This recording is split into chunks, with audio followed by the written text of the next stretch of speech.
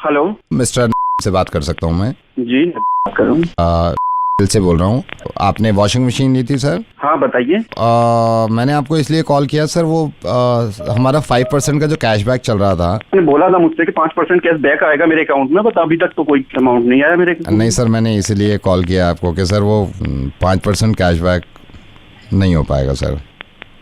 मतलब सर वो मिल नहीं पाएगा सर, वो 5%। पागल आदमी हो क्या? फोन किया है आपने ये बात करने के लिए? आई एम सॉरी सर, बोलने के लिए आपने फोन किया है? 5% की मेरी बात हुई है, 5% दो। Sir I am sorry sir, नहीं दे पाएगी कंपनी सर। पागल हो गए क्या? कैसे नहीं दे पाओगे यार? जो तुमने मेरी मतलब वादा किया है तुमने, 5% कैश बैक लिखा हुआ है आपके टर्म्स एंड कंडीशन में, मेरे अकाउंट में आना चाहिए था, वो अभी तक नहीं आया है। किसने लिखा है सर? आपके टर्म्स एंड कंडीशन में लिखा हुआ, आपके मैनेजर से बात कराइए। नहीं आप सर, किसने लिखा है सर? अरे यार तुम्हारी कंपनी ने लिखा है टर्म्स एंड कंडीशन। सर कितनी फिक्र है ना आपको? अरे क्यों ना हो यार फिक्र, जो बोला है टर्म्स एंड कंडीशन में तुम्हारे लिखा है सारी चीजें, तुम्हें जो दुनिया में लिख दी गई हैं उसकी इतनी मुझे अपने फिक्र है मैनेजर से बात करवाओ अपनी। सर आप मेरी बात सुनेंगे, मैं आपकी सबसे बात कराऊंगा। बात कराइए मेरी, मैनेजर से बात कराइए मेरी। 5% जो टर्म्स एंड कंडीशंस दुनिया में लिखी गई हैं, कंपनी ने लिखी हैं, उसको कितना मान रहे हैं आप? मानना क्या है, वो उसमें लिखा है आपकी कंपनी ने terms and condition, 5% cash back मिलेगा आपको। और जो कुरान में लिखा हुआ है 2.5% ज़कात, उसका बिल्कुल नहीं सोच रहे हम। पूरे साल की कमाई की सेविंग पे 2.5% ज़कात, 2.5% ज़कात हर मुसलमान को देनी है।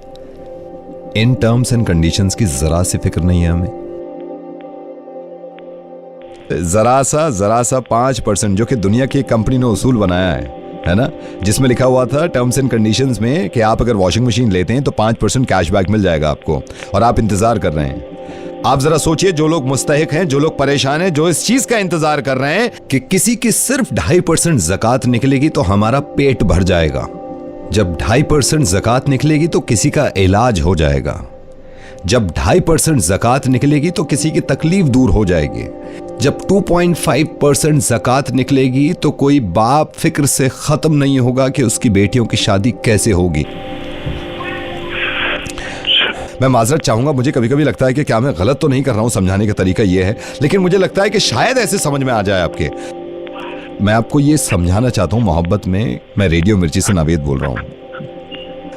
आप 2% ज़कात जो सब पे फर्ज है, ये कंडीशन है हमारे इस्लाम की कि कोई इंसान अगर कमाने के लायक है और कमा के उसने पैसा जमा किया है तो पूरे साल की सेविंग पे 2.5% ज़कात, सिर्फ 2.5%। किस तरह हम दुनिया की टर्म्स एंड कंडीशंस में लगे हुए हैं, किस तरह हम 5% की तरफ लालच से देख रहे हैं कि उन लोगों के 2% का हमें ख्याल ही नहीं है, जो लोग मुस्तहिक हैं, जिनको जरूरत है ज़कात की। मैं तो अल्लाह ताला से दुआ करता हूं कि आपको अल्लाह मियां इस लायक बनाए, इतना पैसा कमाएं, आप इतना पैसा कमाएं कि हजारों लोगों की आप मदद कर सकें, हजारों लोगों की तकलीफ दूर कर सकें। मुझे इस बात पे बड़ी हैरत होती है कि जिन लोगों को ज़कात देनी होती है उनमें से कुछ लोग ऐसे हैं जो फिक्र में आ जाते हैं। बजाय इसके कि फिक्र करें ज़कात देनी है, खुश होना चाहिए कि अल्लाह ताला ने इतना नवाजा है हमें कि किसी को ज़कात दे सकें। मैं माफी चाहूंगा आपसे कि मैंने आपसे ऐसे बात करी और इस तरह समझाया मैंने आपको।